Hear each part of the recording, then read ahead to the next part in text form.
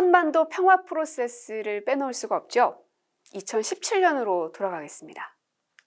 통일은 평화가 정착되면 언젠가 남북 간의 합의에 의해 자연스럽게 이루어질 일입니다. 나와 우리 정부가 실현하고자 하는 것은 오직 평화입니다. 네, 맞습니다. 2017년에 신베를린 선언을 문재인 대통령이 베를린 시청에 가서 선언을 하게 됩니다. 당시에 대한민국 상황은 좋지 않았습니다. 북한의 미사일 실험 발사가 계속적으로 있었고 국내의 보수 언론에서는 당장에라도 전쟁이 날 것 같은 그런 공포 어린 기사들도 굉장히 쏟아지던 때였습니다. 그래서 이때 문재인 대통령이 이 베를린 선언을 했을 때 뭔가 그 상황에도 맞지 않고 뭔가 헛다리를 짚은 것 같은 뜬구름 잡는 얘기만 하고 상황과 맞지 않는 얘기를 한다라는 그런 비판들이 굉장히 많았었던 기억이 납니다. 하지만 이제 그때 저도 청와대에 같이 있으면서 이 베를린 선언이 반드시 대한민국의 평화를 만드는 그 첫 번째 스타트가 될 것이고 그 주춧돌이 될 것이다. 그리고 우리는 반드시 그 평화를 한반도에서 만들어내자라는 다짐을 굉장히 많이 했었던 기억이 납니다. 그래서 이 베를린 평화선언을 시작으로 해서 한반도 평화 프로세스가 가동이 되게 됩니다.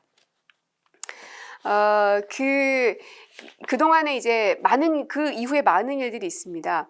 2018년에 평창 동계올림픽을 시작으로 해서 남북 간에 뭔가 왔다 갔다 하게 되지요. 사람도 내려오기도 하고, 그리고 4.27 판문점 선언이 있었고요. 9.19 평양에서의 또 남북 정상회담이 있었고, 중간에는 판문점에서 깜짝 정상회동이 있어서 총 3번의 남북 정상회담이 있었습니다.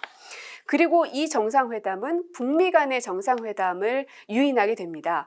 그래서 북미 정상회담이 싱가포르 센토사 섬에서 있었죠. 그때에는 판문점 선언을 재확인한다라는 내용들도 들어가 있었고요. 그리고 이후에 2차 북미 회담이 베트남 하노이에서 열리게 되는데 이것도 정말 잘 끝났더라면 정말 역사적인 한 페이지를 그렸을 텐데 저도 이거를 흑백 사진으로 처리하면서 가슴이 좀 많이 아팠는데요.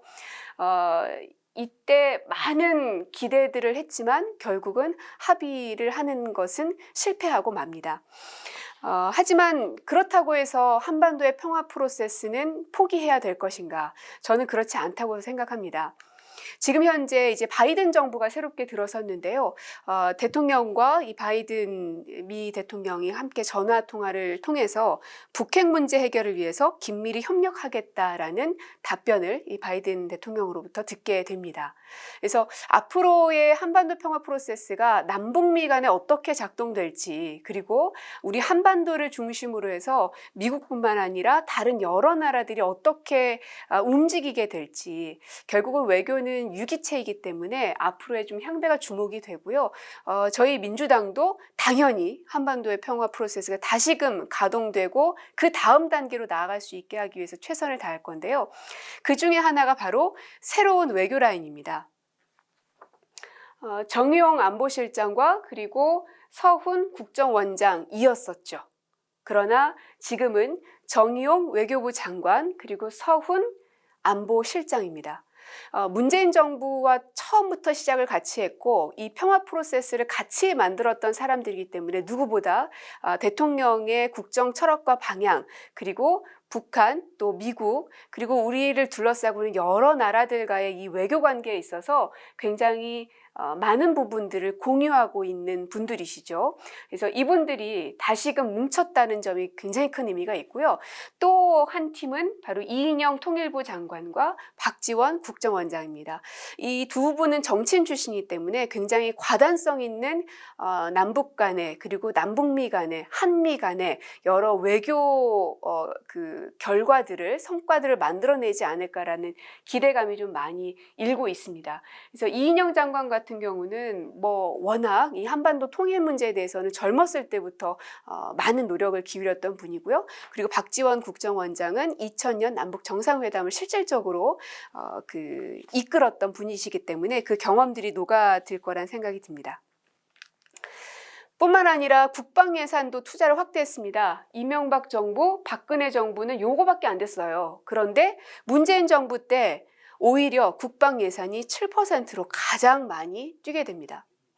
뿐만이 아닙니다. 이 장병들의 그 처우 개선을 위해서도 많은 노력들을 하게 되는데요. 복무 기간도 21개월에서 18개월로 단축이 됐지요. 그리고 군대 내에서 휴대전화 사용도 가능해졌고요. 무엇보다 봉급이 이렇게 많이 증가했습니다. 17년에 21만 6천 원이었던 것이 문재인 정부 들어서 바로 그 다음 해 2018년에 40만 5,700원으로 한 2배 가까이가 뛰게 되죠. 그리고 2020년에 54만 900원까지 올라가게 됩니다. 그래서 장병들이 이 돈을 모아서 이렇게 뭔가 제대 이후에 새로운 꿈을 꿀 수 있는 그런 시드머니가 될 수 있기를 바라는 마음에서 장병 봉급들도 이렇게 증가를 시켰습니다. 이번엔 포용국가 건설입니다. 혁신적 포용국가를 만들겠다는 게 문재인 정부의 또 핵심 철학이었죠. 여러 가지 것들이 있겠지만 일단은 정부와 함께 우리 아이들을 함께 키운다라는 기치하에 아동수당을 10만 원을 지급을 하는 거를 우리 정부 들어서 시작을 했습니다.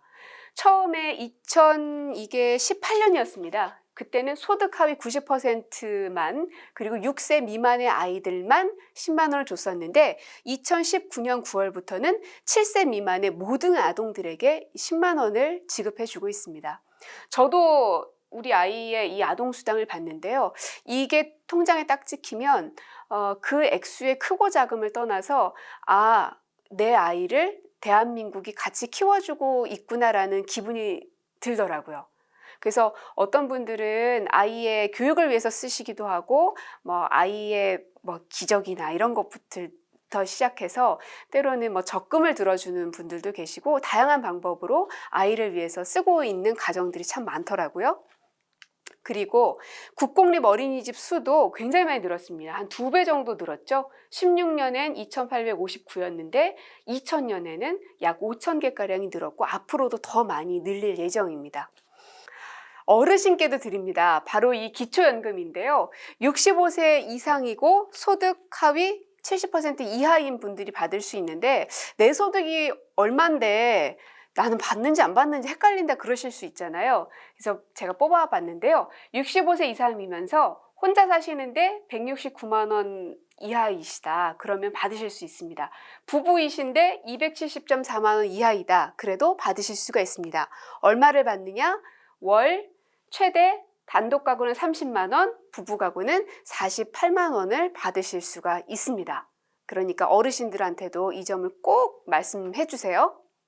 그리고 고등학교 무상교육이 실시가 됐지요. 그래서 입학금, 수업료, 교과서비, 학교 운영 지원비가 모두 다 무상으로 실시가 되고요. 생활 SOC 같은 경우는 각 지역별로 도서관이나 체육관 이런 거 많이 설치된 거 보실 거예요. 이게 다 문재인 정부가 역점적으로 추진했던 생활 SOC 확충의 결과물들입니다.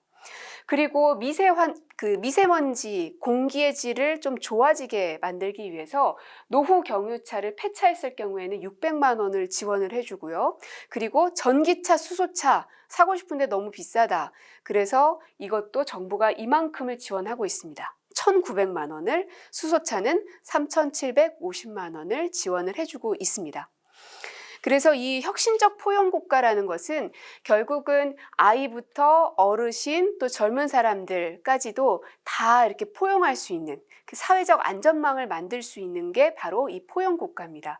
그래서 그 그물망을 점점 더 촘촘하게 만드는 게 목표이고요. 사실은 여기에 담지 못한 내용이 너무너무 많은데 시간 관계상 제가 그냥 몇 가지만 뽑아온 거거든요. 그래서 우리가 2017년 문재인 정부 들어서서 뭐가 있었나? 요새 뉴스 보면은 맨날 똑같은 내용만 나오고 한 건 아무것도 없는 거 아니야? 라고 얘기하시는 주위 분들이 계시다면 바로 이 영상을 보여드리고 바로 이거 몇 개만 외워가셔도 그래 맞아. 우리부터 기초연금 됐지. 아동수당 우리가 받았지. 이런 얘기 분명 하실 겁니다. 그래서 여러분들도 꼭 잊지 마십시오. 자, 그리고 마지막은 대한민국 주권은 국민의 것, 바로 민주주의에 대한 성과입니다. 민주당의 역사는 사실 여권 신장의 역사입니다. 저도 이번에 찾아보면서 알게 된 건데요. 김대중 정부 시절에 여성부가 처음으로 신설이 됐고 그때 초대 장관이 한명숙 전 총리였습니다. 그리고 노무현 정부 때는 호주제가 폐지가 됐고요. 출산휴가 또 육아휴직 이런 게 그때부터 생겨났습니다. 그리고 지금 보시는 이 문재인 정부 들어서 이 주요 고위직 공무원을 보내셨던 분들이시죠. 다들 제가 이름을 굳이 거명하지 않아도 아실 만한 분들이 이렇게 대한민국 문재인 대통령과 함께 이 정권을 함께 이루어냈다라는 부분을 말씀드리고 아직은 저는 더 가야 된다고 생각합니다. 이제 여성 장관 30%라는 목표를 가지고 계속 해오기는 했지만 이게 그 30이라는 숫자의 중요성보다는 그만큼 여성의 퍼센트를 늘려야 된다라는 사회적 합의가 이루어지기를 바라는 것들입니다. 그래서 민간에서도 고위직에 여성들이 많이 진출하는 게 당연할 수 있게, 여성 고위직이 없으면 여기는 조금 감이 떨어지는 거 아니야? 요즘 트렌드에도 너무 안 맞아. 너무 고리타분해. 라는 인식이 사실 요새는 조금씩 생겨나는 느낌이거든요. 이런 것들이 점점 확산되는 게 필요하기 때문에 정부에서, 정치권에서 먼저 시작하는 게 그만큼 중요한 겁니다. 하지만 아직은 더 가야 됩니다. 역대 총선 여성 당선자 수를 보면은 57명으로 21대 국회가 가장 많지만 19%밖에는 되지 않습니다. 그래서 아직은 더 많이 가야 되고요. 지방의회 의원 여성 비율을 보면 그래도 지방의회는 좀 더 많죠. 28.3%로 높은 수치를 나타내고는 있지만 이것도 역시 조금 더 가야 된다라는 부분입니다. 앞서 말씀드렸던 우리의 가장 소중한 자산은 역대 대통령님들이신 것 같습니다. 일단은 김대중 대통령께서는 두말이 필요 없는, 그래서 전 세계가 인정하는 남북 정상회담을 성사시키고 그래서 노벨 평화상을 수상하신 그런 이력이 있죠. 그리고 햇볕 정책을 통해서 남북 간의 어떤 따뜻한 봄바람을 만들어냈던 그런 분이기도 하시고요. 그리고 보시면 노무현 대통령이십니다. 권위의식을 굉장히 많이 버렸던 대통령이시죠. 때로는 그 권위의식을 너무 버렸던 게 아닌가라는 생각이 들 정도로. 하지만 본인을 낮춤으로 인해서 스스로 높아졌던 대통령이 바로 노무현 대통령이셨던 것 같습니다. 늘 중요하게 생각했던 게 바로 시민들의 힘이었죠. 깨어있는 시민들의 조직된 힘이 대한민국을 만들고 세상을 뒤흔들 수 있다라는 말씀을 참 많이 하셨고, 노무현을 사랑하는 많은 사람들, 특히나 우리 민주당을 이루고 있는 많은 사람들은 늘 이 말을 가슴 깊이 새기고 있는 것 같습니다. 그리고 이때부터 노무현 대통령 때부터 질병관리본부가 시작된 것도 아시죠?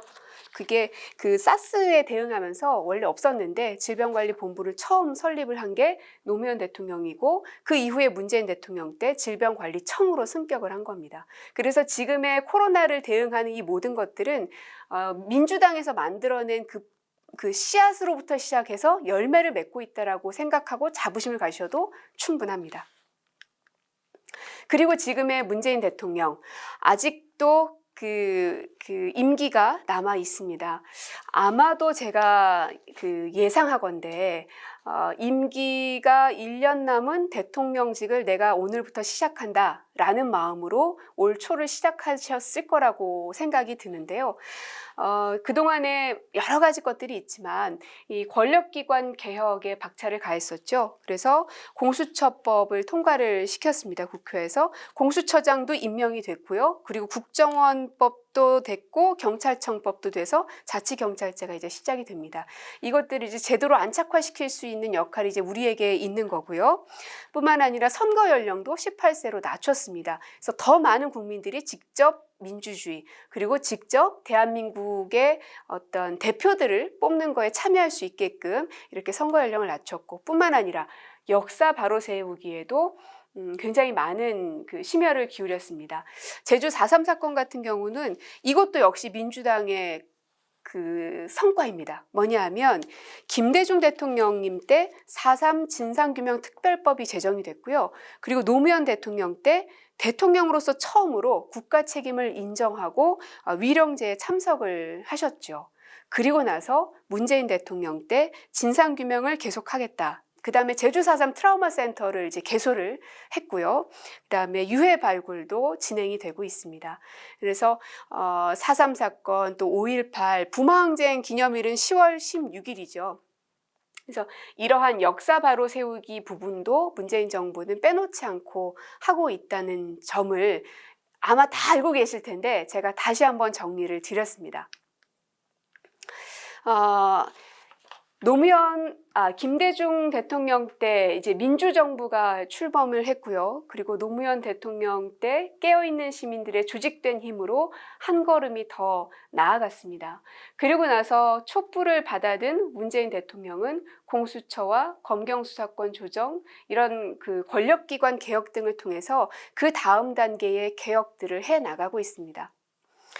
모든 개혁이란 한 번에 이루어지는 건 없을 겁니다. 때로는 실패하기도 하고 좌절하기도 하지만 포기하지 않는 자만이 그 개혁의 열매를 딸 수 있다고 생각이 듭니다. 그래서 우리가 절대 잊지 말아야 되는 건 지치지 말기, 그리고 포기하지 말기. 왜냐하면 두 분의 대통령께서 보고 계시잖아요. 그리고 문재인 대통령께서 함께 해주시길 너무나 간절히 원하고 계시기 때문입니다. 그래서 더불어민주당이 지금까지 문재인 정부가 했었던 이런 여러 가지 성과들을 다시금 되새기고, 그리고 우리가 많은 주민들에게 민주당원이 아닌 분들에게도, 내 가족들에게도, 이웃들에게도 좀 많이 알려주시면 좋겠습니다. 대한민국이 이만큼 성장했다는 걸 너무 공기와 같아서, 물과 같아서 우리가 때로는 잊어버리곤 하는데요. 다시금 이 머릿속이 반짝하고 깨어날 수 있게끔 여러분들이 한 명 한 명의 노무현이, 김대중이, 또 문재인이 돼주시면 좋겠습니다. 저 또한 또 한 명의 김대중, 노무현, 문재인이 돼서 더불어민주당 안에서, 그리고 대한민국의 개혁을 위해서, 그리고 더 나은 미래를 위해서 최선을 다하겠습니다. 고맙습니다.